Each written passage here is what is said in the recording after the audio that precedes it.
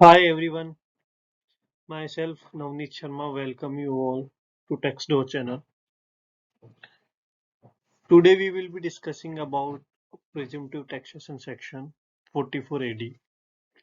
ये सेक्शन क्यों आई है, किसके लिए एप्लीकेबल है, इसके क्या बेनिफिट्स हैं, क्या कंडीशंस हैं, एक्सेट्रा अपन डिस्कस करेंगे।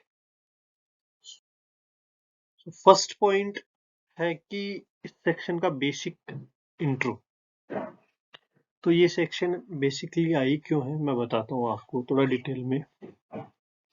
जो बिजनेसेस होते हैं राइट, तो जनरली यदि इनकम टैक्स के प्रोविजन देखें तो उनको बुक्स ऑफ अकाउंट्स मेंटेन करनी होती है, फिर प्रॉफिट कैलकुलेट होता है and then they have to report in return. ठीक है, सो ये सेक्शन लाने का पर्पज ये था कि जो स्मॉल स्केल पे जो बिजनेस करते हैं उनका टैक्स कंप्लायंस रिड्यूस हो एंड उनको ज़्यादा परेशानी ना हो प्रॉफिट कैलकुलेट करने पे। एक रेट डिसाइड कर दे, उस रेट पे वो प्रॉफिट दे देंगे तो हम मान लेंगे कि उन्होंने प्रोविजंस का सारा कंप्लायंस कर दिया है। ठीक है, नाउ नेक्स्ट पॉइंट, इस सेक्शन का बेनिफिट कौन ले सकता है। सो एलिजिबल असेसीज इस सेक्शंस के लिए है। First condition, basic condition is that assessee should be resident. Okay, and कौन कौन असेसी हो सकते हैं? It can be individual, HUF and partnership firm. But यहाँ पे पार्टनरशिप फर्म में LLP इंक्लूड नहीं होगा। यदि आप इनकम टैक्स में पार्टनरशिप फर्म की डेफिनेशन देखोगे तो it says firm includes LLP, but 44 AD का बेनिफिट ओनली पार्टनरशिप फर्म को मिलेगा, not to LLP। The next point is about eligible business. Next point is eligible business. कौन कौन से बिजनेस के लिए आप 44 AD का बेनिफिट ले सकते हो।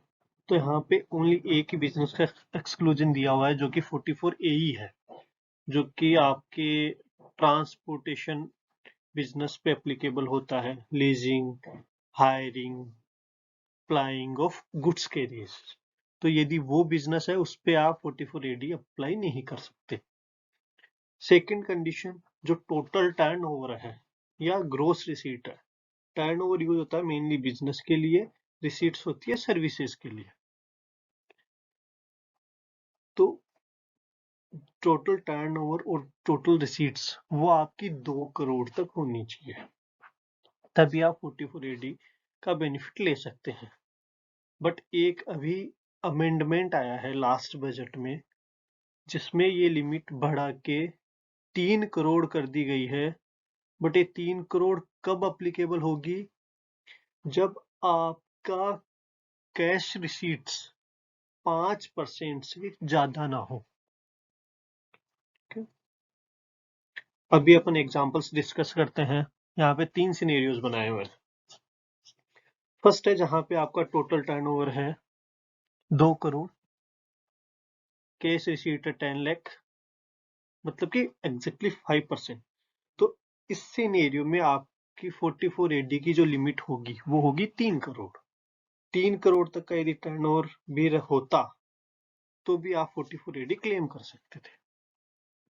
सेकंड सिनेरियो, यहाँ पे टोटल टर्नओवर 2 करोड़ ही है and case receipt is 20 lakh, that means more than 5% of total turnover। तो यहाँ पे आपकी लिमिट अप्लीकेबल होगी 2 crore. And third scenario is where total turnover is equal to 5 crore. यहाँ पे केस रिसीट देखी नहीं जाएगी, ऑलरेडी आपकी जो मैक्सिमम लिमिट है दैट इज 3 करोड़, उससे एक्सीड हो रहा है तो आप 44 AD का बेनिफिट यहाँ पे ले ही नहीं सकते।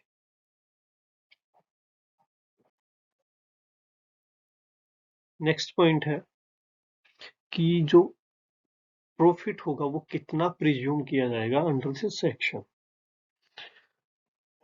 तो आप जैसे आपका जो प्रॉफिट होता है जनरली कैसे कैलकुलेट होता है, आपकी इनकम्स होती हैं, फिर डिडक्शंस होती हैं, फिर वो प्रॉफिट आता है। बट 44 AD बोलती है कि आपका जो टोटल टर्नओवर है या ग्रोस रिसीट है, हम उसका सीधा सीधा 8% प्रॉफिट मान लेंगे। एक चेंज आया था, उसमें ये था कि ये प्रॉफिट की रेट अभी 6% हो जाएगी, मतलब बेनिफिशियल होगी एसएससी के लिए, बट वो ओनली उसी रिसीट्स पे लगेगा जो आपको बैंकिंग चैनल से मिला है, जैसे NEFT, credit card, debit card, IMPS. इन सब चैनल से आपको जो रिसीट हुई है उस पे 6% प्रॉफिट प्रिज्यूम किया जाएगा, और जो बैलेंस रिसीट है उस पे 8% प्रिज्यूम किया जाएगा। दूसरा, आपने कैलकुलेट किया, मान लो 8% प्रॉफिट आया 8 लाख रुपए, बट आपकी कैलकुलेशन के हिसाब से, आपकी बुक्स ऑफ अकाउंट्स के हिसाब से वो 10 लाख बन रहा है, तो जो भी हायर होगा वो आप इसमें डिक्लेयर कर सकते हो, उसमें कोई रेस्ट्रिक्शन नहीं है, बट मिनिमम आपको 8% या 6% प्रॉफिट इसमें देना होगा। The next important point is, यहाँ पे पूरा प्रिज्यूम करके चला जा रहा है कि आपका प्रॉफिट इतना माना जाएगा, तो department says that we will not give any other deduction under PGBP. जो भी डिडक्शंस होती हैं, लाइक जो भी एक्सपेंसेस की डिडक्शंस होती हैं, डिप्रिसिएशन की डिडक्शन होती हैं, और भी जो डिडक्शंस होती हैं वो आपको यहाँ पे नहीं मिलेगी, क्योंकि जो 8% है, मतलब कि जो बैलेंस होता है 100 में से 8, मतलब 92 जो बच रहा है वो आपका एक्सपेंस ही माना जा रहा है, तो सेपरेट डिडक्शंस नहीं मिलेगी।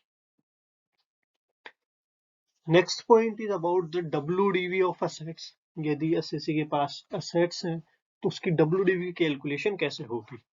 तो डब्ल्यूडीवी इसमें ऐसे माना जाएगा कि आपने जो भी डेप्रिसिएशन है वो, यदि ये सेक्शन क्लेम नहीं करते तो जो डेप्रिसिएशन बनता वो रिड्यूस करने के बाद जो आपकी क्लोजिंग डब्ल्यूडीवी आती, वो डब्ल्यूडीवी आपकी यहाँ पे कंसिडर करी जाएगी।